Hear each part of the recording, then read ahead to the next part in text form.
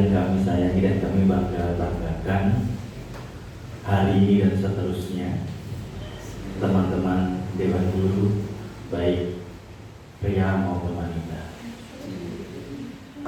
Pertama-tama marilah kita panjatkan puja dan puji syukur kepada Allah Subhanahu wa taala, di mana pada hari ini kita masih diberikan kesehatan, diberikan hidayah, sehingga pada hari yang berbahagia ini, hari Sabtu, di ruangan ini untuk nanti melaksanakan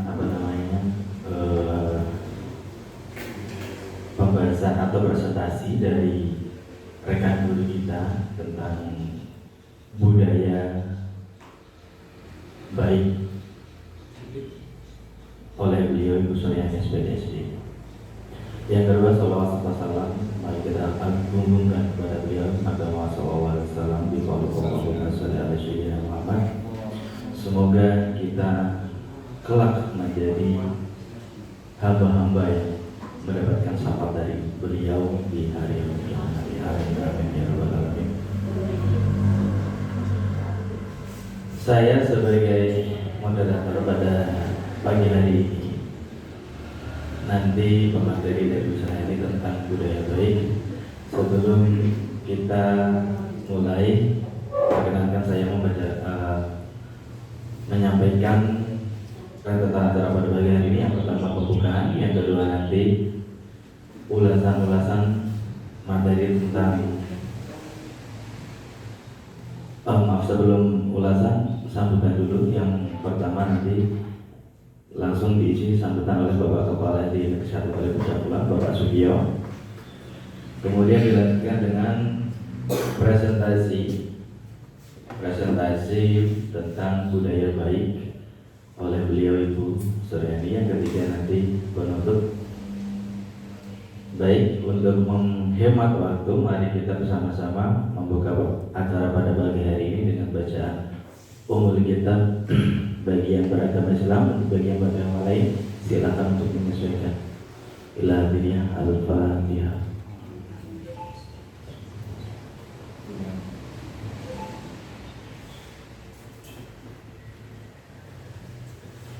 Terima kasih.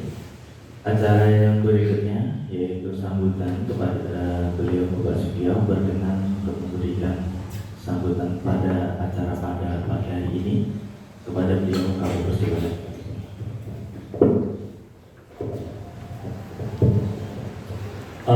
Assalamualaikum warahmatullahi wabarakatuh. Waalaikumsalam warahmatullahi wabarakatuh. Bismillahirrahmanirrahim. Alhamdulillahirabbil alamin. Asyhadu an la ilaha illallah wa asyhadu anna Muhammadar Rasulullah sallallahu alaihi wasallam wa ala alihi washabihi amma ba'du. Yang kami hormati Ibu CDP kita, Ibu Suryani SPDSD. Yang kami hormati Bapak Ibu Dewan Guru SD Negeri 1 Kali Cangkulan. Sebelumnya marilah kita memanjatkan syukur kepada Allah Subhanahu wa taala atas limpahan kepada kita semuanya, sehingga pada kesempatan yang sangat baik ini kita masih dapat dipertemukan dalam keadaan sehat walafiat, tidak ada haram apapun. Yang kedua kalinya, salawat dan salam semoga tercurah kepada Nabi Muhammad sallallahu alaihi wasallam, yang mudah-mudahan kita semuanya mendapatkan syafaat beliau di hari kiamat. Mungkin hormati, terima kasih sekali ini untuk kehadiran panjenengan semuanya dalam rangka PGB, asosiasi PGB, yaitu tentang adanya aksi nyata tentang berbagi aksi baik pada anak-anak dan anak sekolah. Ini harapannya Bapak Ibu, nanti Bapak Ibu semuanya bisa melaksanakan atau istilahnya itu mengikuti jejak dari Ibu Suryani, yang alhamdulillah pada kesempatan ini beliau bisa menjadi salah satu pengisi sejarah, yaitu adanya program guru penggerak angkatan ke-6 Kabupaten Jepara. Oh benar Pak, angkatan ke-7 saya lupa saking ada angkatan. Ibu, nanti harapannya Bapak Ibu bisa mengikuti kegiatan ini dengan sebaik-baiknya, dan nanti mohon Bapak Ibu bisa kolaborasi ya. Bisa kolaborasi dengan teman-teman semuanya, mana yang kira-kira nanti diperlukan dalam aksi nyata dari Bu Yani mengenai budaya positif ya Bu ya, budaya positif di sekolah. Nanti kita bisa belajar bersama-sama untuk bisa melaksanakan kegiatan yang sangat bermanfaat ini, terutama adalah muaranya pada peserta didik agar bisa merdeka dalam belajar Bapak Ibu, karena program ini adalah program untuk memerdekakan anak. Seperti pepatah atau teladan dari Bapak Ki Ageng Dewantara bahwa anak itu adalah ibaratnya sudah mempunyai garis-garis ya, samar. Garis-garis samar itu berarti anak sudah mempunyai pembawaan dari lain. Tinggal nanti bagaimana Bapak Ibu guru, orang tua dan masyarakat bisa menebali ya, menebali garis-garis tersebut menjadi gambar yang sangat baik, gambar yang sesuai dengan keinginan anak tersebut. Itulah mengapa nanti program ini sangat ditunggu-tunggu oleh semua orang. Intinya nanti Bapak Ibu semuanya bisa melaksanakan dan bekerjasama kolaborasi dengan teman-teman semuanya, dan juga nanti dengan teman-teman dari sekolah yang lainnya, bagaimana supaya nanti kegiatan yang berhubungan dengan anak itu nanti bisa lebih baik lagi. Nanti selanjutnya setelah ini waktu sepenuhnya kami serahkan kepada Bu Suryani untuk bisa memandu acara sampai selesai. Nanti Bapak Ibu jangan sungkan-sungkan untuk bertanya, bertanya mana kira-kira yang nanti panjenengan tanyakan, biar semuanya jelas, semuanya terang benderang, sehingga nanti bisa menjadi praktek baik kita bersama di sekolah kita. Demikian Bapak Ibu yang saya sampaikan. Terima kasih, maaf. Assalamualaikum warahmatullahi wabarakatuh.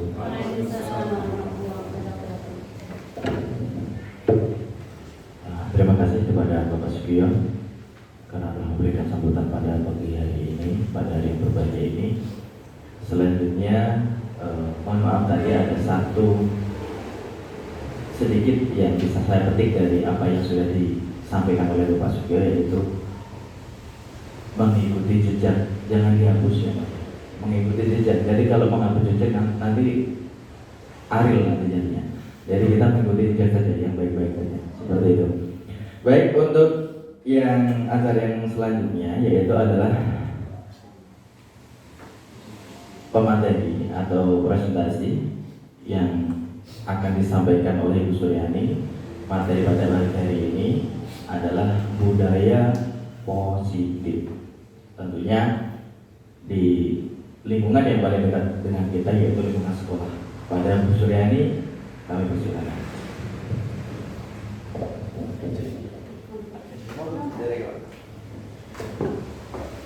Bismillahirrahmanirrahim. Assalamualaikum warahmatullahi wabarakatuh. Alhamdulillah wa syukurillah wa ala ni'matillah, la haula wa la quwwata illa billah. Allahumma shalli ala sayyidina Muhammad wa ala ali sayyidina Muhammad. Rabbi shrah li sadri wa yassir li amri wa hlul 'uqdatam min lisani yafqahu qawli. Amin. Yang kami hormati Bapak Sugio beserta Bapak Ibu Guru Dewan SD Negeri 1 Kaliducang Kulon. Pertama, marilah kita panjatkan puji syukur kehadirat Allah Subhanahu wa Ta'ala karena kita pada kesempatan hari ini masih bisa berkumpul dan belajar bersama dalam keadaan sehat walafiat. Salawat dan salam senantiasa kita haturkan kepada Nabi Agung Muhammad Sallallahu Alaihi Wasallam. Semoga kelak kita mendapatkan syafaatnya yaumul qiyamah. Amin. Bapak dan Ibu, kami ucapkan terima kasih banyak atas kerjasama yang diberikan hari ini sehingga pertemuan di pagi hari ini dapat berjalan dengan baik.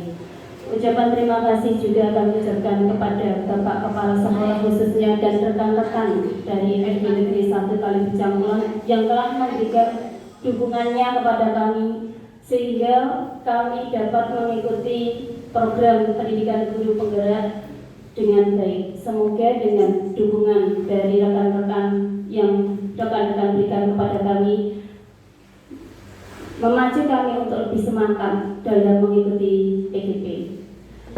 Dalam kesempatan kali ini, kami akan memaparkan materi dari modul yang telah kami pelajari di paket modul 1, tepatnya modul 1.4 tentang budaya positif.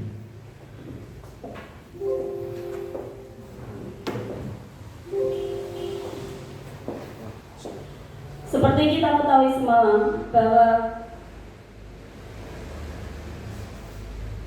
konsep pendidikan yang diajarkan oleh Ki Hajar Dewantara, Bapak pendidikan kita, salah satunya guru itu dianalogikan sebagai seorang petani, sedangkan murid itu adalah jagung dan padi, yang mana jagung tidak akan bisa tumbuh menjadi padi dan begitu sebaliknya padi tidak akan bisa menjadi jagung. Dengan kata lain, bahwa murid itu sudah punya kodratnya masing-masing, sedangkan guru sebagai seorang petani ini mempunyai peranan penting terhadap tumbuh kembangnya tanaman ini. Petani akan memastikan bahwa tanahnya itu cocok, subur untuk tumbuhnya tanaman tersebut. Nah, guru mempunyai tugas untuk apa? Tanah diibaratkan sebagai sekolah. Oleh karena itulah tugas utama guru memastikan bahwa sekolah kita itu sebagai lingkungan yang aman, nyaman, dan terhindar dari hal-hal yang tidak baik yang dapat mengganggu proses pembelajaran. Lingkungan yang aman dan nyaman akan membantu murid mudah untuk menerima dan menyerap pembelajaran. Sebagai contoh, tadi murid yang misalnya kurang semangat belajar, tetapi didukung dengan lingkungan yang aman, nyaman, serta mendukung akan proses pembelajaran, murid tersebut menjadi lebih bersemangat, bukan malah sebaliknya.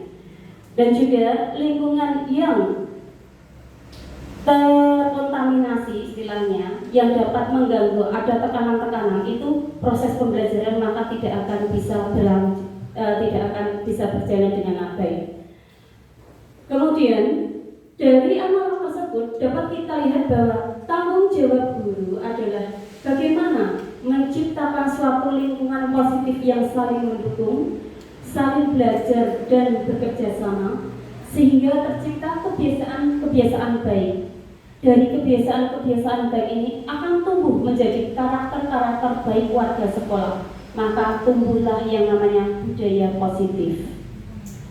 Di modul 1.4, budaya positif terdiri dari 6 subbab. Yang pertama adalah disiplin positif dan nilai kebajikan universal. Kemudian teori motivasi, hukuman dan penghargaan restitusi. Yang selanjutnya adalah keyakinan kelas, kebutuhan dasar manusia, 5 posisi kontrol, dan segitiga restitusi. Sebelumnya, misalnya gini Bapak Ibu Guru, selama ini kita berpikir bahwa kita itu bisa mengontrol murid kita. Sekarang coba Bapak Ibu Guru praktekkan gini. Di tangan Bapak Ibu Guru, tangan kanan ini menggenggam sesuatu yang sangat berharga. Yang berada dalam genggaman Bapak Ibu ini adalah benda yang begitu Bapak harus jaga karena berpengaruh terhadap kehidupan Bapak. Kira-kira misalnya Pak Handi. Nah, Pak Handi sedang menggenggam. Nah, maaf Pak, mendapatkan rujukan dari teman yang lain. Apakah kira-kira Pak Handi mau untuk membukanya? Nah, coba Bu Desi, jenengan bujuk Pak Handi supaya mau membuka genggaman tangannya tersebut. Kalau Bu Desi mau.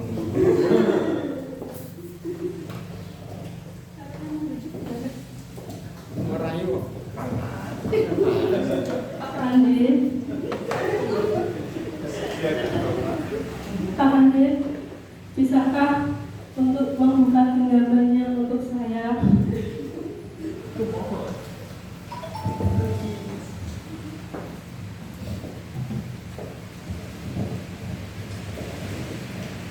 Tolong beri satu saya alasan supaya saya mampu untuk membuka itu.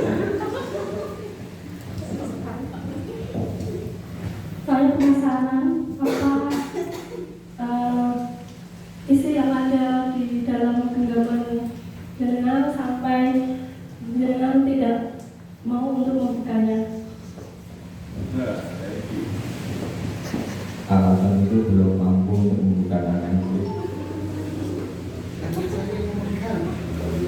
Iya, terima kasih Pak Alde. Bersikukuh tidak mau membuka genggaman tangannya meskipun sudah dirayu oleh Bu Desi. Nah, begitu juga sebenarnya ini dalam teori kontrol oleh Dr. William Glasser meluruskan beberapa miskonsepsi tentang makna kontrol. Yang pertama, ilusi guru mengontrol murid. Pada dasarnya, kita itu tidak dapat memaksa murid. Seandainya murid itu mau melakukan apa yang kita perintahkan, itu sejatinya murid sedang mengizinkan dirinya sendiri untuk dikontrol oleh sang guru tersebut. Kebutuhan dasar dari murid tersebut adalah yang tadi diperintahkan oleh gurunya. Karena teori kontrol menyatakan bahwa semua tindakan mempunyai tujuan, meskipun tindakan itu tidak disenanginya. Kemudian yang kedua adalah ilusi bahwa semua penguatan positif efektif dan bermanfaat. Penguatan positif atau bujukan atau segala bentuk bujukan itu segala bentuk upaya agar seseorang mau melakukan perilaku yang kita inginkan itu sebenarnya tidak efektif. Karena apa? Dia itu akan menjadi tergantung agar dia selalu dikasih bujukan. Akhirnya motivasi dalam diri akan hilang. Nah, itu dia tidak akan bisa berusaha tanpa adanya bujukan atau penguatan positif yang diberikan oleh sang guru. Yang ketiga adalah ilusi bahwa kritik dan membuat orang merasa bersalah dapat menguatkan karakter. Mengkritik untuk mengontrol murid dan membuat rasa bersalah pada diri murid itu akan mengirim murid menuju identitas gagal sang murid. Karena apa? Dalam diri murid ketika dia sudah dikritik atau dia merasa bersalah, dia akan menanamkan dalam dirinya bahwa dia itu adalah orang yang negatif, bukan karakter yang tumbuh, malah dia merasa dirinya itu adalah anak yang tidak baik. Yang keempat adalah ilusi bahwa orang dewasa memiliki hak untuk memaksa. Memaksa tidak efektif untuk jangka panjang. Memaksa mungkin anak mau melakukannya, tapi dia itu merasa mau melakukan karena dia menghindari ketidaknyamanan atau hukuman. Nah, itu akan menimbulkan terbentuknya permusuhan. Terus bagaimana supaya kita bisa beranjak dari stimulus respon kepada pendekatan teori kontrol? Bila kita ingin membuat kemajuan perlahan, sedikit-sedikit, ubahlah sikap atau perilaku kita. Namun, bila kita ingin memperbaiki cara-cara utama kita, maka kita perlu mengubah kerangka acuan kita. Bagaimana kita melihat dunia, bagaimana kita melihat manusia, dan bagaimana kita melihat realitas. Hal ini sejalan dengan kata Mas Menteri kita, Mas Nadiem Makarim, bahwa syarat menjadi guru itu ada dua. Nah, kalau kita sudah guru berarti kita sudah memenuhi syarat tersebut ya. Yang pertama adalah guru memikirkan murid. Apapun yang dilakukan guru, apapun yang diambil langkah oleh guru, apapun kebijakan guru itu adalah demi muridnya, untuk muridnya. Yang kedua, guru harus selalu grow mindset, selalu berpikir untuk menjadi lebih baik dan lebih baik. Karena guru yang mempunyai kemampuan lebih baik muaranya itu kepada murid, akan melahirkan generasi yang baik pula dan berkualitas. Sekarang, apa perbedaan sih stimulus respon dan teori kontrol? Di stimulus respon mengatakan bahwa realitas kebutuhan kita itu sama, tetapi teori kontrol mengatakan kebutuhan kita itu berbeda. Kita tidak bisa memandang semua itu murid mempunyai kebutuhan-kebutuhan yang sama, tidak. Semua orang melihat yang sama, tetapi kita harus mengubah mindset itu sesuai dengan teori kontrol bahwa setiap orang memiliki gambaran berbeda. Kita mencoba mengubah orang agar berpandangan sama dengan kita. Teori kontrol mengatakan kita berusaha memahami pandangan orang lain tentang dunia. Dan biasanya kita, atau kita karena saat ini kita berada di stimulus respon, bahwa perilaku buruk dilihat sebagai suatu kesalahan. Justru semua perilaku itu mempunyai tujuan. Ada tujuan dibalik murid itu berbuat buruk. Kemudian orang lain bisa mengontrol saya, tetapi teori kontrol mengatakan hanya Anda yang bisa mengontrol diri Anda. Seperti tadi yang sudah diperagakan teman kita, Pak Hande walaupun dipujuk tetap tidak mau karena dia itu yang bisa mengontrol dirinya sendiri, bukan orang lain. Kemudian saya bisa mengontrol orang lain. Kenyataan di teori kontrol adalah Anda tidak bisa mengontrol orang lain. Bu Desi tadi menempati posisi ini ya. Kemudian paksaan ada pada saat bujukan gagal. Tetapi teori kontrol memberikan kolaborasi dan konsensus menciptakan pilihan-pilihan baru. Model berpikir menangkal di stimulus respon. Ketiga, guru menyuruh anak mau melakukan, biasanya itu berarti guru merasa menang dan anak kalah. Tetapi teori kontrol model berpikirnya adalah menang-menang. Anak melakukan, guru menyuruh anak melakukan, gurunya berarti sudah bisa mengontrol anak juga itu mengizinkan dirinya sendiri, bukan karena atas kontrol dari sang guru. Itu adalah perbedaan antara stimulus respon dan teori kontrol. Sekarang makna kata disiplin. Mendengar kata disiplin, kira-kira apa yang ada di dalam benak Bapak Ibu? Disiplin itu apa sih? Menurut Pak Sony, disiplin itu apa Pak? Disiplin adalah mengerjakan sesuatu dengan sungguh-sungguh dan selesai dengan tepat waktu. Ya, mengerjakan dengan sungguh-sungguh selesai tepat waktu. Menurut Bu Ulfi sendiri bagaimana Bu? Disiplin adalah melakukan kegiatan sesuai dengan waktunya. Selama ini kita berpikir bahwa yang namanya disiplin adalah kepatuhan ya, kepatuhan tepat waktu. Nah, budaya kita memang selama ini yang mengaitkan disiplin itu dengan kepatuhan, keteraturan, tata tertib.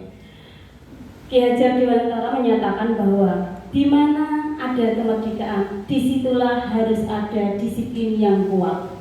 Merdeka artinya tidak hanya terlepas dari perintah, akan tetapi juga cakap untuk memerintahkan diri sendiri. Dalam konteks pendidikan kita saat ini, agar mencapai murid yang merdeka, syarat utamanya adalah adanya disiplin kuat. Disiplin di sini yang dimaksud adalah disiplin diri murid, disiplin yang muncul dari motivasi dari dalam diri murid itu sendiri. Jika orang tidak bisa mendisiplinkan dirinya sendiri, maka butuh pihak lain untuk mendisiplinkannya. Berarti motivasi eksternal yang muncul. Sehingga dapat diartikan disiplin sebagai bentuk kontrol diri, yaitu belajar untuk kontrol diri agar dapat mencapai suatu tujuan mulia. Tujuan mulia di sini mengacu pada nilai-nilai atau prinsip-prinsip mulia yang dianut seseorang. Prinsip-prinsip mulia, nilai-nilai ini kita kenal dengan nilai-nilai kebajikan umum, bertanggung jawab, kemudian empati, hormat. Nah, setiap instansi mempunyai nilai-nilai kebajikan universal. Nilai-nilai yang menjadi landasan dalam bertindak. Di instansi kita di dunia pendidikan, nilai yang ingin dicapai sudah diyakini dan pelajar ini untuk nilai-nilai kebajikan yang hendak dicapai dalam instansi kita dinamakan dengan profil pelajar Pancasila. Yang mana dalam profil pelajar Pancasila ini ada 6 elemen. Yang pertama adalah beriman bertakwa pada Tuhan Yang Maha Esa dan berakhlak mulia. Yang kedua, berkebinekaan global, bergotong royong, kreatif. Terus, apa sih?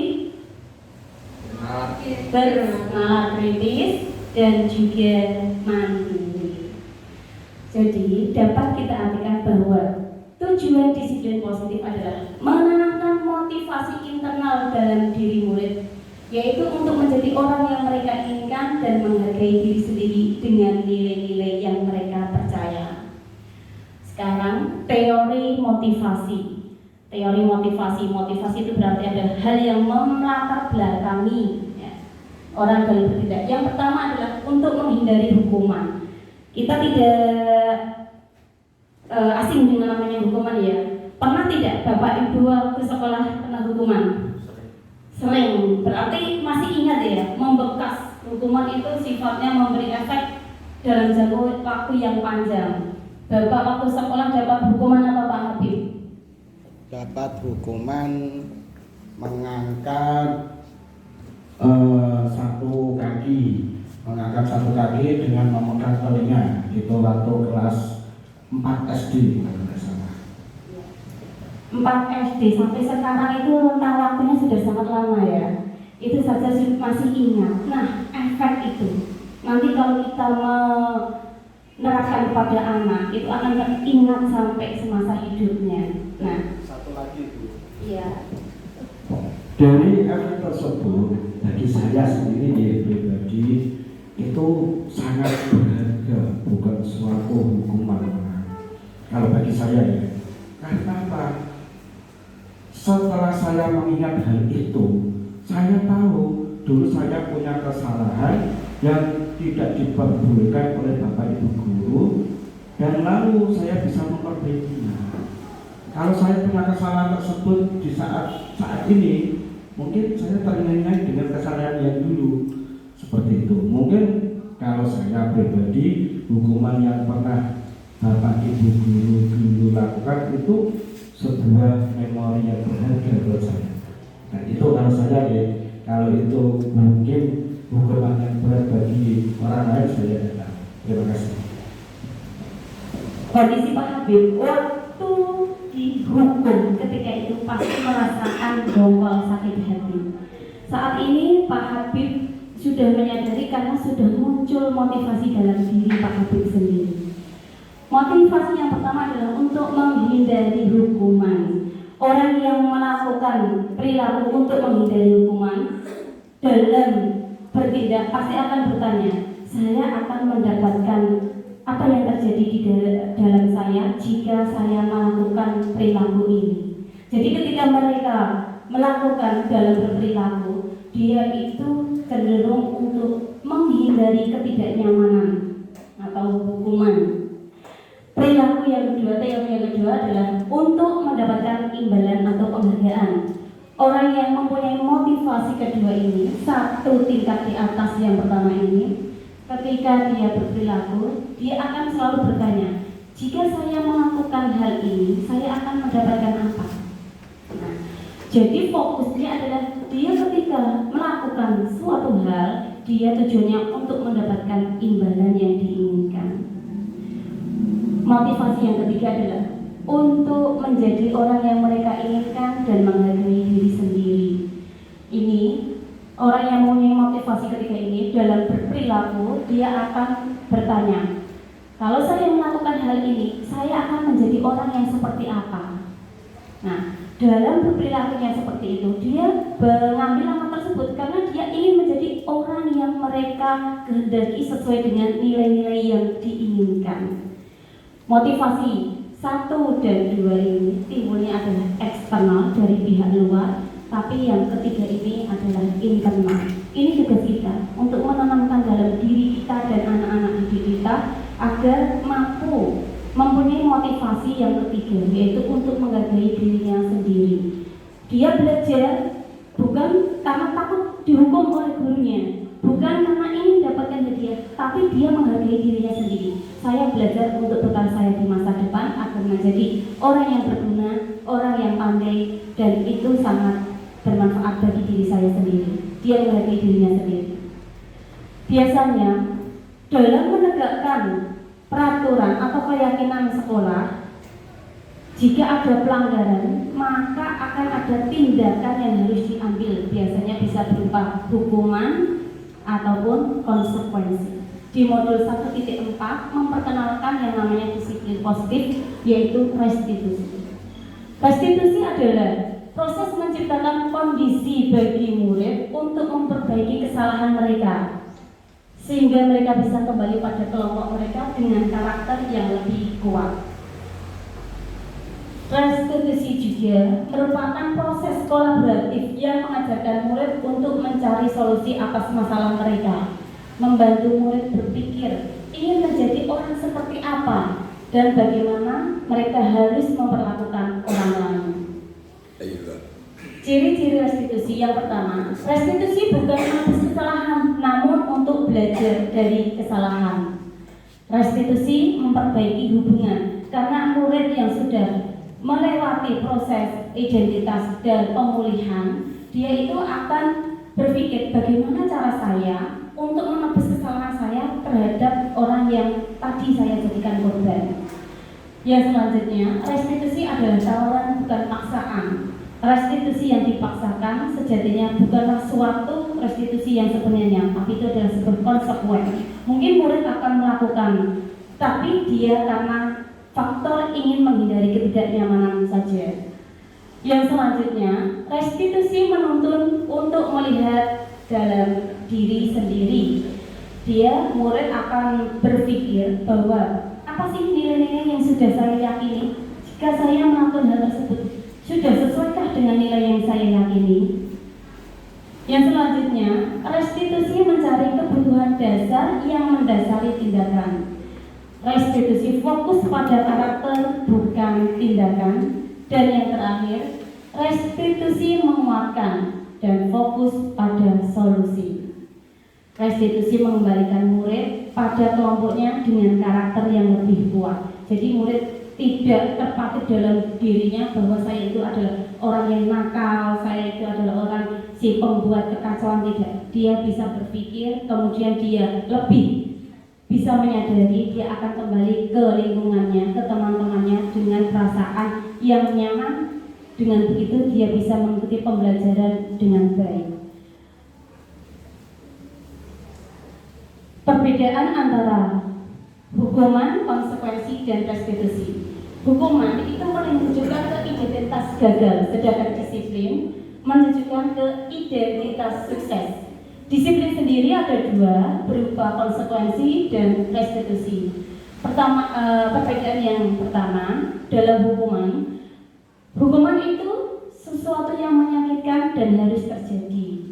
Tetapi konsekuensi adalah sesuatu yang harus terjadi. Restitusi merupakan sebuah pilihan. Hukuman tidak nyaman untuk jangka waktu yang panjang, sedangkan restitusi tidak nyaman untuk jangka waktu yang pendek. Maaf, konsekuensi adalah tidak nyaman dalam jangka waktu yang pendek, dan restitusi menguatkan murid dalam jangka waktu yang panjang. Dalam hukuman, korban mendapatkan keadilan, tetapi konsekuensi korban mungkin bisa diabaikan, sedangkan di restitusi korban mendapatkan ganti. Dalam hukuman, murid akan tersakiti. Yang melakukan pelakunya ini merasa tersakiti karena bisa dicap. Sedangkan konsekuensi, murid dibuat tidak nyaman. Konsekuensinya misalnya setelah dia menumpahkan minuman, kemudian konsekuensinya kamu harus membersihkannya, dia itu kemudian pastinya temannya akan merasa dihukum, tidaknya seperti itu. Padahal itu adalah konsekuensi dia menjadi tidak nyaman di kelasnya. Di restitusi korban murid mendapatkan penguatan. Perilaku pasif agresif meningkat itu untuk hukuman, sedangkan di konsekuensi penguatan hanya bertahan dalam jangka waktu pendek. Sedangkan restitusi menyadarkan masalah terpecahkan. Sistem tidak akan berjalan bila murid tidak takut adanya hukuman. Jika murid tidak takut, maka hukuman sia-sia. Di konsekuensi membutuhkan monitoring dan supervisi terus-menerus, jadi butuh diawasi oleh gurunya secara terus-menerus. Seperti waktu sekolah ada yang namanya buku hitam, kalau tidak berangkat sekolah dapat poin berapa, itu namanya konsekuensi. Nah, setelah berapa poin akan harus melakukan hal ini. Nah, kemudian restitusi, murid belajar bertanggung jawab untuk perilakunya. Dalam hukuman berlaku hanya pada sebuah institusi, tidak berlanjut pada kehidupan nyata, sedangkan di konsekuensi bisa juga berlaku dalam masyarakat. Restitusi fokus pada pemecahan masalah dalam jangka waktu yang panjang. Biasanya kalimat atau yang diucapkan guru di hukuman, peraturannya itu apa? Maka kamu harus bagaimana dalam hukuman? Kesannya itu memaksa karena satu arah. Konsekuensi ditawarkan, berupa bukan ditawarkan ya, tapi guru bertanya, apa aturannya? Mampukah kamu melakukannya? Ya, terima kasih. Restitusi, kita berbicara dengan murid. Apa sih yang kamu yakini dengan nilai-nilai kebajikan yang selama ini? Nah, ini sebagai contoh saja. Kemudian di hukuman, murid akan membenci peraturan. Konsekuensi, murid menghormati peraturan, sedangkan restitusi, murid menghormati dirinya sendiri dan orang lain. Hukuman identik dengan negatif, konsekuensi netral, restitusi positif. Kemudian hukuman menggunakan mode paksaan, sedangkan konsekuensi stimulus respon, dan restitusi teori kontrol. Hukuman akan menimbulkan dalam sang anak bahwa dia akan menyalahkan diri sendiri. Konsekuensi mendorong anak untuk patuh. Di restitusi mendorong disiplin positif. Hukuman menimbulkan membekas bahwa konsep diri itu buruk. Konsekuensi konsep diri baik.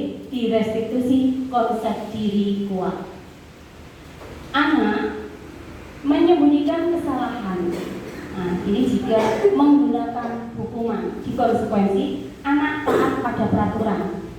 Sedangkan restitusi, anak belajar memecahkan masalah. Hukuman juga mencoba mengontrol anak untuk penguatan negatif. Biasanya ketika menghukum itu pasti suara sang guru, suara kita pasti nada yang tinggi, nada yang menakutkan. Di konsekuensi, anak kehilangan waktu atau jeda. Yang restitusi, anak tidak kehilangan waktu, namun semangat untuk memperbaiki diri atas kesalahan yang dilakukannya. Tiba-tiba tidak diharapkan, hukuman sifatnya itu tiba-tiba, tidak diharapkan, satu arah.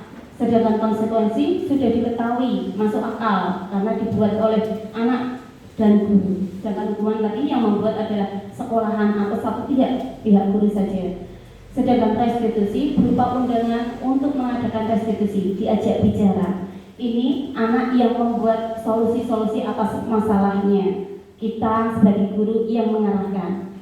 Hukuman menyakitkan, guru menjalani konsekuensi dengan menyalahkan, mengkritik, menyindir, merendahkan, sehingga anak timbul dalam diri mereka adalah konsep diri yang buruk. Konsekuensi membantu guru menyatakan peraturan, melakukan peringatan, dan menerapkan konsekuensi. Sedangkan restitusi menguatkan, guru menyebutkan keyakinan kelas, membimbing kerangka acuan berpikir, restitusi murid. Sekarang menurut Bapak Ibu, ini hukuman atau konsekuensi. Yang pertama, mencatat 100 kali di buku. Saya tidak akan terlambat lagi karena terlambat ke sekolah, saya tidak akan terlambat lagi karena dia terlambat sekolah disuruh mencatat 100 sekali. Hukuman atau konsekuensi? Hukuman. Konsekuensi ya. Yang kedua, lari mengelilingi lapangan basket 2 kali karena terlambat hadir di sekolah. Hukuman. Membersihkan coretan yang dibuatnya di meja tulis. Konsekuensi. Murid diminta untuk push up 15 kali karena tidak menggunakan masker ke sekolah. Apa? Hukuman. Yang selanjutnya adalah menggantikan kertas tugas teman yang telah dicoret-coret. Konsekuensi. Berjemur di lapangan basket pada pukul 12 siang. Hukuman. Murid diminta bertelanjang kaki sepanjang hari karena tidak menggunakan sepatu warna hitam sesuai peraturan sekolah. Hukuman. Berdiri di depan kelas sambil mengangkat satu kaki seperti takbir tadi ya. Hukuman. Membersihkan tumpahan di meja karena menyenggol saat belajar. Konsekuensi. Kehilangan 10 menit jam istirahat untuk mengerjakan tugas karena terlambat masuk selama 10 menit. Konsekuensi. Duduk di bangku di pinggir lapangan pada jam istirahat, tidak diizinkan bermain oleh guru piket karena mencederai teman saat bermain di lapangan. Konsekuensi. Mengapa ini kok sebuah konsekuensi? Ada hubungannya dengan kesalahannya. Iya, tidak ada hubungan dengan kesalahannya. Duduk di pinggir lapangan pada jam istirahat saat bermain tidak boleh diizinkan bermain oleh guru piket. Konsekuensi karena apa?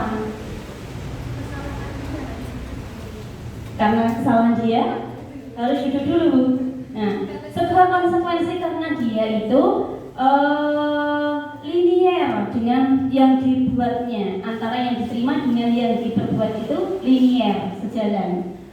Kemudian terlambat hadir di pembelajaran daring 15 menit dan diminta untuk tinggal 15 menit, sebuah konsekuensi karena ada hubungannya. Lari mengelilingi lapangan basket 2 kali karena terlambat 10 menit untuk pelajaran PJOK, sebuah konsekuensi. Membersihkan WC, sebuah hukuman. Ini jadi kita tahu perbedaan antara hukuman dan konsekuensi. Kalau hukuman sifatnya itu tiba-tiba dari guru, murid tidak tahu sebelumnya, murid terasa tersakiti. Sedangkan konsekuensi itu dibicarakan terlebih dahulu. Misalnya kita membuat jika kamu terlambat 3 kali maka kamu harus membersihkan WC. Nah, dibuat terlebih dahulu. Hukuman dan penghargaan. Beberapa pernyataan dari hasil pengamatan tentang tindakan memberikan penghargaan yang nilainya sama dengan menghukum seseorang. Ternyata memberikan penghargaan itu nilainya sama dengan menghukum. Yang pertama, pengaruh jangka pendek dan jangka panjang. Penghargaan mungkin efektif untuk jangka pendek, tapi dia tidak akan berlaku untuk jangka yang panjang. Yang kedua, penghargaan tidak efektif. Yang namanya penghargaan itu adalah barang atau peristiwa yang diinginkan. Jadi ketika mereka, anak kita melakukan perilaku untuk mendapatkan penghargaan, ternyata dia tidak mendapatkan, dia akan merasa kecewa. Nah, ketika kecewa, mungkin di suatu saat, kesempatan yang sama, dia tidak mau berusaha lebih keras lagi. Yang ketiga adalah penghargaan merusak hubungan. Jika kita memberi misalnya penghargaan terhadap satu anak, anak yang lain ini akan merasa iri, dia tidak senang. Nah, kemudian dalam sistem ranking juga, ketika kita beri ranking 1, si peringkat 2 itu merasa anak yang paling dihukum, penghargaan menghukum. Ini jika kita memberikan ranking 1, 2, 3, 4 pada anak itu. Karena apa? Karena dia sudah merasa saya kok nggak bisa menjadi yang saya harapkan, padahal harapan saya itu bisa menjadi satu kok hanya 2. Nah, dia merasa paling dihukum dalam jangka waktu yang lama. Hukuman, penghargaan itu akan lama-kelamaan akan menjadi sebuah hukuman. Kenapa? Karena hukuman dan penghargaan tujuannya sama-sama mengontrol perilaku orang. Padahal pada dasarnya orang itu tidak suka dikontrol. Lama-kelamaan penghargaan itu pun akan terasa sebagai sebuah hukuman.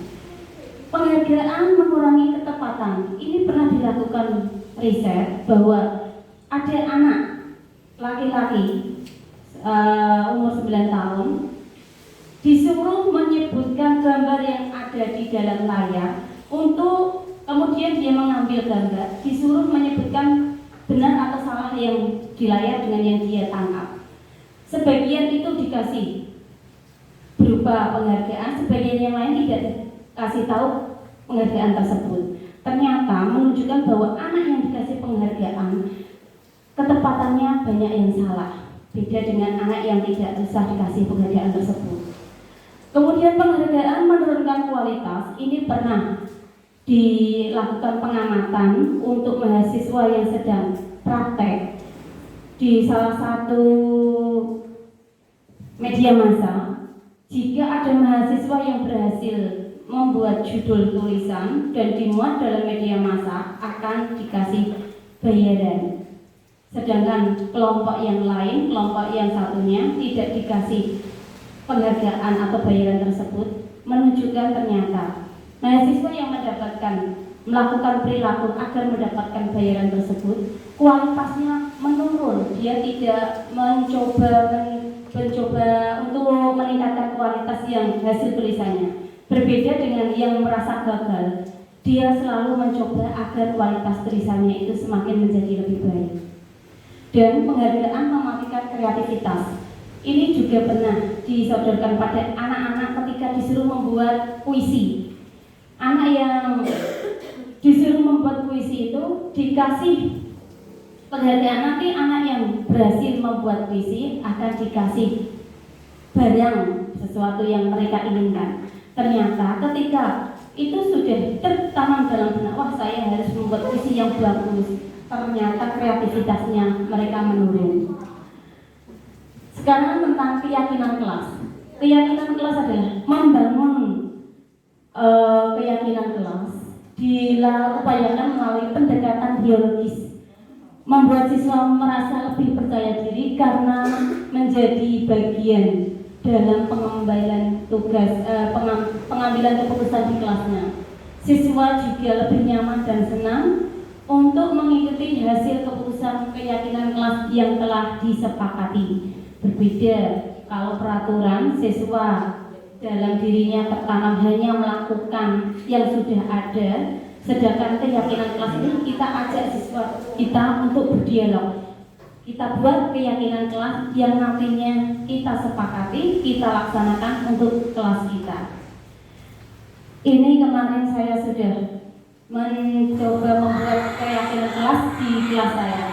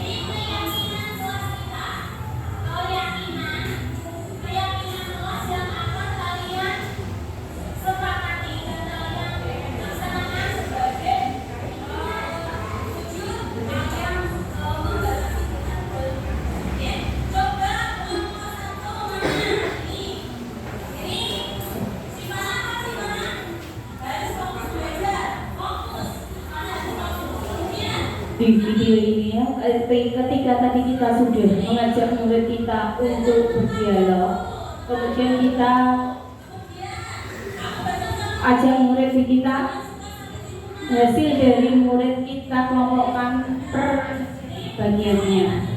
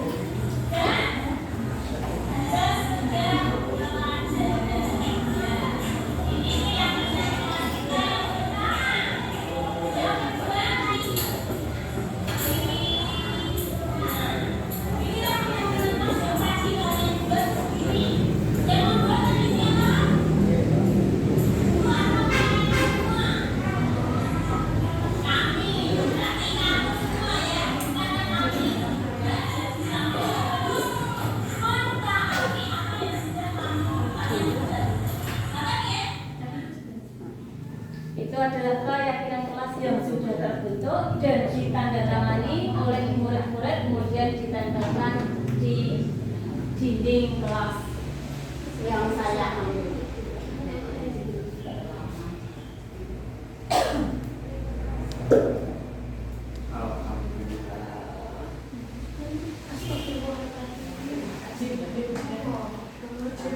Yang selanjutnya adalah kebutuhan dasar manusia.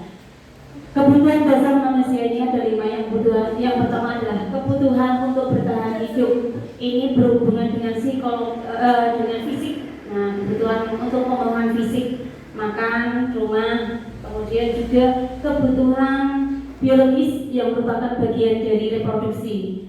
Yang kedua adalah kasih sayang dan rasa diterima. Kebutuhan untuk diterima ini berhubungan dengan komponen sosial, menjadi bagian dari suatu kelompok. Yang ketiga adalah kebutuhan akan kebebasan, berhubungan dengan otonomi, dengan pilihan, kemandirian.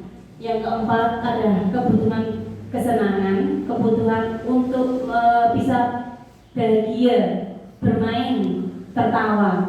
Dan yang kelima adalah kebutuhan penguasaan, kebutuhan untuk diakui, dia mempunyai power. Yang selanjutnya adalah 5 kebutuhan dasar manusia tadi sudah. Ini keyakinan kelas tadi yang sudah terbentuk. Lalu 5 posisi kontrol. Yang pertama adalah penghukum. Seorang penghukum biasanya menggunakan hukuman fisik maupun verbal. Yang namanya hukuman tidak hanya fisik saja, tapi bisa juga berupa kata-kata atau kalimat. Sering kita lakukan ya. Nah, kok pulau mawon sih? Apalagi Pak Hantri ini sering bawa pentong ya. Tapi saya yakin Pak Hantri bawa tongkatnya itu untuk menenangkan anak-anak biar tenang. Nah, setelah itu tidak digunakan untuk gebuk, hanya dok, anak itu sudah langsung pusat perhatiannya terarah lagi. Yang selanjutnya, kemudian posisi kontrol yang kedua adalah membuat orang merasa bersalah. Biasanya ini guru itu soalnya lembut, dia tidak berkata nada tinggi tapi suaranya malah lembut. Biasanya seperti ini. Seperti itu aja murid sudah langsung duduk. Nah, kembali ke posisinya masing-masing. Yang selanjutnya adalah teman. Guru pada posisi ini tidak akan menyakiti murid, namun akan tetap berupaya mengontrol murid melalui persuasi. Kita biasanya bisa menggunakan ini. Ayolah, kerjakan tugasmu, kamu gak kasihan apa? Nanti kalau buku dimari sama kepala sekolah. Nah, itu berarti mengontrol murid dengan menggunakan posisi teman. Yang keempat adalah monitor atau pemantau. Monitor berarti mengawasi, seperti tadi sistem poin. Yang kelima adalah manajer, respon, yang menunjukkan tanggung jawab guru dalam posisi terakhir. Manajer adalah posisi mentor di mana guru berbuat bersama murid, mempersilahkan murid mempertanggungjawabkan perilakunya, mendukung murid agar dapat menemukan solusi atas permasalahannya sendiri. Posisi manajer ini yang diharapkan kita bisa mendudukinya bisa lebih bertanggung jawab dan mandiri. Segitiga restitusi adalah suatu proses dialog yang dijalankan oleh guru atau orang tua agar dapat menghasilkan murid yang mandiri dan bertanggung jawab. Dialog ini digambarkan dengan tiga sisi yang dapat digambarkan dengan tiga sisi. Yang pertama adalah menstabilkan identitas, yang kedua validasi tindakan yang salah, dan sisi yang ketiga adalah menanyakan keyakinan. Praktek yang pernah saya lakukan dengan murid saya dalam mempraktekkan segitiga restitusi.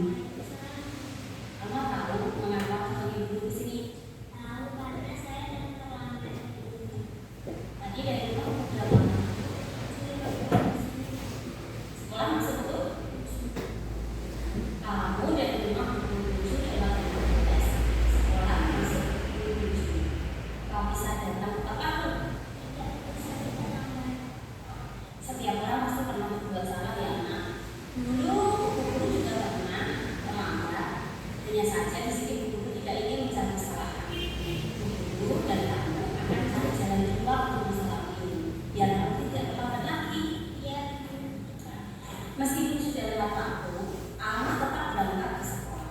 Padahal Alma bisa saja loh melakukan hal yang lebih daripada ini. Kalau boleh tahu, Alma berangkat kenapa? Kalau bisa, ceritanya bagaimana? Oh, malam ini sampai larut malam. Terus bangunnya kesiangan. Ya, segini. Kalau Alma yang tadi terlambat, apakah itu sesuai dengan keyakinan kelas kita? Alma masih ingat keyakinan kelas kita? Apa? Ya. Iya. Iya. Jika demikian, coba kira-kira langkah apa saja yang bisa Alma lakukan agar tidak terlambat sekolah lagi? Kemudian ada lagi tidak? Iya, benar. Berarti kamu sudah tahu langkah-langkah itu. Kira-kira kapan itu akan kamu lakukan? Malam ini dan seterusnya. Iya, bagus ya Alma. Alma sudah ada niat untuk menjadi pribadi yang lebih disiplin. Semoga Alma kedepannya semakin disiplin. Terima kasih. Ya, sekarang Alma bisa kembali ke kelas. Itu adalah contoh restitusi yang saya lakukan di situ. Di bagian stabilkan masalah ini itu anak akan tidak berkembang dalam dirinya. Dia itu adalah identitas yang gagal. Karena dalam stabilkan masalah itu berdasarkan prinsip bahwa membuat kesalahan itu adalah bagian dari pembelajaran. Di sisi yang pertama ini, kita menggeser identitas murid yang gagal menuju identitas yang sukses. Dan jangan menggunakan kritik. Nanti kalau dikritik, anak tersebut akan terus, oh saya ini berarti sudah melakukan hal yang tercela. Nah, dalam sisi satu ini, pernyataan yang bisa kita buat, bisa ini sebagai contohnya, berbuat salah itu tidak apa-apa. Tidak ada manusia yang sempurna. Saya juga pernah melakukan kesalahan seperti itu. Kita pasti bisa menyelesaikan ini. Bapak tidak tertarik mencari siapa yang salah, tetapi ingin mencari solusi atas permasalahan ini. Kamu berhak merasa begitu, dan juga apakah kamu sedang menjadi teman yang baik bagi dirimu sendiri? Ini sisi yang pertama. Sisi yang kedua adalah validasi tindakan yang salah. Itu berdasarkan setiap perilaku berupaya memenuhi kebutuhan tertentu. Guru yang sudah bergeser dari stimulus respon akan proaktif mendekati anak dalam yang bermasalah tersebut dengan mengenali dan mengakui kebutuhan murid, dapat memperbaiki hubungannya dengan murid. Pertanyaan atau pernyataan dalam mendampingi murid agar mendapatkan solusi atas permasalahan yang dihadapi murid jangan disampaikan dengan kalimat yang menghakimi atau memojokkan murid. Adapun pertanyaan-pertanyaan yang bisa digunakan adalah nilai umum apa yang kita telah sepakati. bayangan kelas yang bagaimana sih yang ideal menurut kamu? Kamu akan menjadi orang seperti apa? Dan sisi yang ketiga menanyakan keyakinan. Teori kontrol menyatakan bahwa pada dasarnya manusia itu termotivasi secara intrinsik saat perilaku telah divalidasi dan identitas sukses telah stabil, maka anak sudah siap mengaitkan keyakinannya dengan tindakan yang salah yang telah diperbuatnya tersebut. Nah, itu Bapak Ibu yang dapat kami sampaikan di modul 1.4 yang telah kami pelajari. Kurang lebihnya mohon maaf, waktu sepenuhnya kami kembalikan kepada moderator.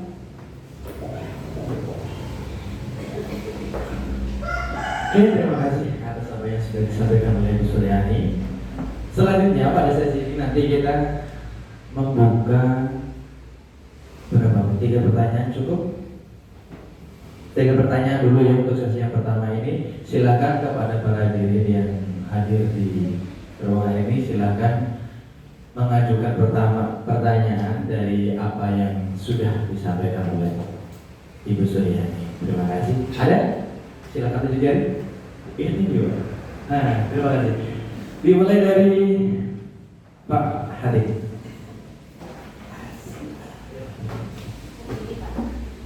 Silakan berdiri. Assalamualaikum warahmatullahi wabarakatuh. Terima kasih atas waktunya. Saya mulai dari pengantar tadi dari Bu Yani bahwa guru itu adalah ibaratkan petani dan murid adalah tanaman yang begitu banyak macam, jenis dan varietasnya. Nah, yang saya tanyakan, saya pernah membaca sebuah referensi kisah di mana ada seorang ayah dan anak pergi ke taman. Tamannya sangat indah sekali, ada banyak macam bunga. Nah, di salah satu titik anak itu melihat sebuah tanaman bunga mawar yang sedang berbunga sangat indah. Kemudian dia bertanya kepada ayahnya, "Wahai ayahku, kenapa bunga ini kok indah sekali? Ini bunga mawar anakku. Tapi kenapa bunga yang sangat indah ini ranting dan pokoknya kok bengkok-bengkok sehingga mengurangi keindahannya?" Lalu karena begini anakku, waktu pohon ini kecil, tukang kebunnya tidak mau meluruskannya. Itu ibaratkan adalah perilaku anak yang kemudian tidak diluruskan oleh orang tua maupun guru, sehingga anak ketika dewasa sudah terlanjur bengkok. Ketika mau diluruskan, batangnya sudah keras, sehingga ketika dipaksa untuk diluruskan maka akan patah. Kalau melihat paparan tadi, ada berbagai macam teori pendidikan, ada disiplin, ada restitusi, disiplin yang berangkat dari diri sendiri, restitusi yang kemudian kalau saya pahami sekilas dari pemahaman tadi, semuanya butuh approval dari murid. Ya, kita hanya menawarkan, tidak memaksakan. Kemudian saya timbul pertanyaan, apakah bisa tanaman itu kita tawari sehingga tanaman itu meluruskan dirinya sendiri? Kalau tidak dipaksa, ditaleni dengan kayu, diluruskan dengan cengkal, jagat. Nah, apakah bisa teori restitusi untuk menjawab kasus seperti itu? Karena varietas murid kita itu banyak, ada yang mawar, ada yang jagung, ada yang, nah kalau seperti mawar tadi itu gimana? Terima kasih.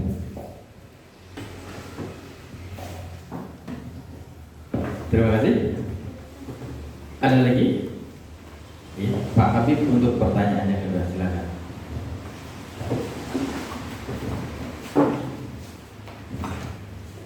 Sambil di sini nggak apa-apa, sini. Ya, terima kasih atas waktu yang diberikan. Ini hanya sebuah pertanyaan dari sebuah pertanyaan yang pernah saya lakukan pada orang-orang yang sudah istilahnya sudah melakukan suatu hukuman yang dulu dia yang pernah dia lalui pada waktu sekolah. Ada salah satu teman yang berkata seperti ini, aku sangat berterima kasih pada guru si Fulan ini karena dulu saya digebrak tangan karena saya dulu ditapuk lambeku seperti itu. Dari sebuah itu saya langsung bisa menulis, saya lalu bisa membaca karena pada saat itu saya berusaha untuk bisa melakukan hal seperti itu. Padahal waktu itu saya kelas 4, tidak bisa menulis, tidak bisa membaca. Entah kenapa, karena kedisiplinan guru tersebut untuk menapuk walaupun tidak secara kasar, tapi secara gertak. Istilahnya tabuk itu tangan itu ya, tangan diceplek, tidak pakai alat ya, tangan diceplek. Terus bibir saya itu ditampak dalam arti bukan ditampak jeblok nggak sepenuhnya protol betul, tapi hanya di seperti itu. Apakah ini sebuah hukuman ya? Atau sebuah konsekuensi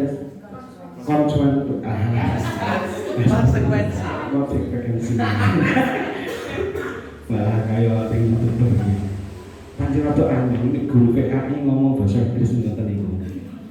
Terus ada teman yang seperti itu juga karena sebuah hukuman karena saat pelajaran dia tidur, tapi setelah itu dia bisa mengikuti pelajaran apapun dengan cara dia dibentak gurunya. Ya, mungkin saat ini seperti tadi Bu Soryani mengarahkan keyakinan pada murid, mungkin tidak seperti itu, lebih ada nada bentaknya, walaupun tidak main tangan secara halus atau bagaimana. Dan mungkin pendapat ini secara prakteknya pernah saya lakukan pada teman-teman. Untuk teorinya ya seperti Pak Hantif yang tadi ditanyakan, sing asale batang bunga iku bengkok diluruske oleh si pemilik karena bunga tersebut tidak bisa bergerak sendiri, seperti itu. Pertanyaan saya, bagaimana pendapatnya Panjenengan Ibu Soryani untuk masalah teori yang selama ini teman-teman saya itu lakukan dengan teori yang jenengan sampaikan tadi, dan juga tambahan sedikit untuk tadi kebanyakan kok hukuman ada di PJOK ya, padahal PAI juga banyak Pak, karena kadang saya melakukan hukuman bagi anak itu, kamu tidak bawa buku LKS atau buku paket, kamu harus menulis bismillah selama sebanyak 10 atau 20 kali. Tujuan saya apa? Karena bocah tersebut bisa menulis Arab dengan baik dan betul. Karena fathah, kasroh, tajwid itu sangat penting di bacaan Al-Quran.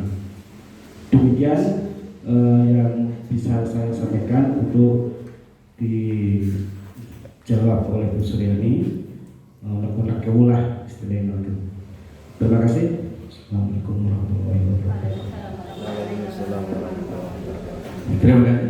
Langsung dijawab saja Bu. Apa tambah satu lagi mungkin dari Prianton Putri, Bu Dian, Ibu Ika, Ibu Anita, Ibu Desi, Bu Ulfi, Bu Nisa, Bu Rwandini, mungkin seputar tadi yang sudah dibahas, banyak sekali konsekuensi penghargaan, restitusi dan lain sebagainya yang sudah disampaikan secara jelas, secara lengkap oleh Bu Suryani. Ada lagi ya?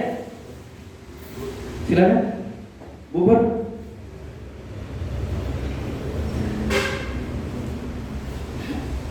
Mungkin cukup dua dulu. Silakan untuk ditanggapi, Bu Yani. Ya, terima kasih atas pertanyaannya sangat bagus sekali dan butuh pemahaman bagi saya untuk mencernanya. Yang tadi Pak Hadik tanyakan, intinya gini ya, kalau anak tidak diluruskan dari kecil, kalau sudah terlanjur itu nanti dibelokkan ketika sudah terlanjur itu susah. Padahal di teori itu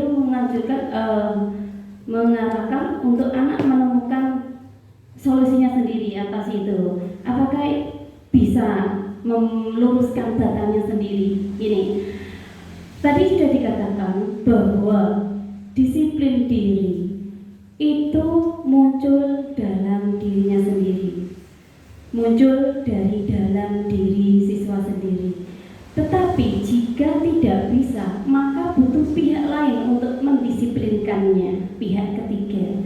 Otomatis peran guru ketika sebelum restitusi itu kan kita arahkan kepada anak yang membuat kesalahan. Di dalam keseharian kita itu kan memberikan arahan, mendidik, membimbing mana yang baik, mana yang boleh dilakukan, mana yang harus ditinggalkan. Itu secara tidak langsung kita itu memberi anak agar dia itu lurus, dia bisa berkembang menjadi pribadi yang baik, tidak menyimpang, tidak keluar dari koridor. Jadi peran guru tetap dibutuhkan. Ketika hanya pertanyaan tadi, kok siswa menemukan solusinya sendiri, itu ketika kita ajak bicara, dia salah kita ajak bicara. Dan terus bagaimana? Apakah itu sesuai dengan nilai-nilai yang kamu yakini? Terlambat, kemudian kamu bikin temanmu sampai terluka. Apakah itu benar? Tapi kan dalam sehari kita sudah menyampaikan didikan kita terhadap anak tersebut. Gitu. Jadi peran guru sangat dibutuhkan untuk lurus tidaknya anak-anak kita. Tetap karena guru tidak bisa tergantikan. Bahkan ketika daring pun kita belajarnya lewat IT, itu banyak yang kelabakan. Karena apa? Peran guru di situ tidak ada. Jadi guru tidak bisa tergantikan. Jika anak tidak bisa memunculkan motivasi dalam dirinya, maka butuh motivasi yang dari luar. Itu Pak Andik, jawaban saya. Kemudian untuk Pak Habib, yang pertama ditanyakan, napo lambing, itu hukuman tak konsekuensi. Nah, dilihat dari sifatnya, hukuman datangnya itu tiba-tiba, satu arah dari gurunya. Sedangkan konsekuensi itu sudah ada kesepakatan dibuat bersama. Nah, napo itu kira-kira jenengan masukkan hukuman atau konsekuensi? Kira-kira apa itu? Hukumannya, termasuk hukuman. Dan dikatakan Pak Habib, bagaimana setelah dihukum kok malah menjadi pisah? Yang tadinya dikatakan nggak mau nulis, setelah dipopok tangani akhirnya mau nulis, malah dia menjadi bisa nulis. Itu bagaimana dengan teori yang ada? Itu kita kaitkan seperti ini. Tadi kami jelaskan bahwa kebutuhan dasar manusia itu ada 5. Ada 5, salah satunya adalah kebutuhan untuk kesenangan. Untuk kesenangan anak ketika dia tidak nulis di keprok tangani, dia pasti akan merasa kecewa. masih akan merasa sedih, isin, itu hukuman. Tapi di balik hukuman ada motivasi yang melatar belakangi anak ketika sedih, dia terus termotivasi. Oh, nak aku ikut dulu iso biar tidak dihukum. Berarti dia muncul motivasi yang pertama, yaitu agar terhindar dari hukuman atau perbuatan yang tidak menyenangkan tadi. Jadi dia motivasi yang dilakukan adalah motivasi yang pertama. Seperti itu. Mungkin dari Bapak Ibu ada yang menambahi berdasarkan dari masukan teman-teman tadi, silakan. Sebuah tawaran dipakai atau tidak terserah murid. Tetapi ini maksudnya gini, kita memberikan tawaran kepada murid-murid supaya murid menemukan solusi atas permasalahannya tersebut. Dan kita dalam menjalankan, tadi ada posisi kontrol yang salah satunya adalah sebagai monitor, ya kan? Jika peran manajer kita sudah lakukan dan siswa masih melakukan kesalahan yang sama, kita bisa mengambil peran yang lainnya. Salah satunya yaitu posisi kontrol manajer, mengawasi murid akan tindakannya. Nah, murid dikasih tawaran, saya itu tidak mau berubah, Bu. Tadi sudah dikatakan di awal, Bu, jika anak tidak bisa melakukan motivasi dalam diri, butuh pihak ketiga. Pihak ketiga bagaimana caranya? Apakah hukuman atau konsekuensi yang digunakan? Iya kan? Kita kembalikan. Jika murid itu begitu sulitnya, kita dampingilah. Murid pasti akan, ketika anak yang bermasalah, kita dampingi, dia pasti akan berbicara. Dia akan mengeluarkan undang-undangnya, karena itu sudah pernah saya lakukan. Yang namanya Krishna, itu anaknya badungi, itu bukan badung ya, karena anak itu sejatinya bagus semua. Itu karena orang lainnya itu negatif. Tetapi ketika saya melakukan bicara dengan dia, nggak ada, dia itu bicara sambil nangis. Ternyata ada kebutuhan dia yang belum bisa terpenuhi. Akhirnya muncul, dia bisa, ketika sudah identitasnya sudah stabil, dia bisa mengambil, aku harus menjadi orang yang lebih baik dengan cara seperti ini. Nah, anak yang tahu sudah mengeluarkan dari dalam hati bahwa dia yang dilakukan itu benar-benar salah, dia akan pasti siap mengaitkan dengan keyakinan yang dia percayainya tersebut. Jadi peran guru memang tahu anak, tapi kan setelah dia mau terbuka dari dalam hatinya, dia pasti akan menawarkan solusi yang sesuai dengan keyakinan yang diperbaiki. Berbeda jika langsung kamu itu seperti ini, itu bisa mematikan potensi anak-anak. Seperti itu, Pak. Mungkin jawaban saya belum bisa diterima Pak Hadi, ya. Atau bagaimana, Pak? Sudah bisa. Dari teman yang lain bagaimana? Jika dirasa sudah cukup, saya kembalikan ke moderator. Sebelumnya semua perilaku saya, tutur kata yang kurang berkenan, baik kesalahan yang saya perbuat, saya sengaja atau tidak saya sengaja, mohon maaf. Dari kami cukup sekian. Assalamualaikum warahmatullahi wabarakatuh. Terima kasih. Bos, sekali lagi ya, karena acara pada pagi ini berjalan dengan baik tanpa ada sesuatu apapun. Step by step, langkah demi langkah, materi demi materi sudah dijelaskan secara jelas, secara gamblang oleh beliau, Ibu Suryani. Dan tadi sudah ada sesi tanya jawab juga. Jadi berakhir pula kegiatan kita pada pagi menjelang siang hari ini. Oh, sudah siang, Pak. Sudah menjelang siang hari ini. Terima kasih sekali lagi kami aturkan kepada hadirin yang sudah berkenan hadir di ruangan ini, yang sudah mengikuti acara pemaparan materi tentang budaya positif di lingkungan sekolah pada khususnya. Saya sebagai moderator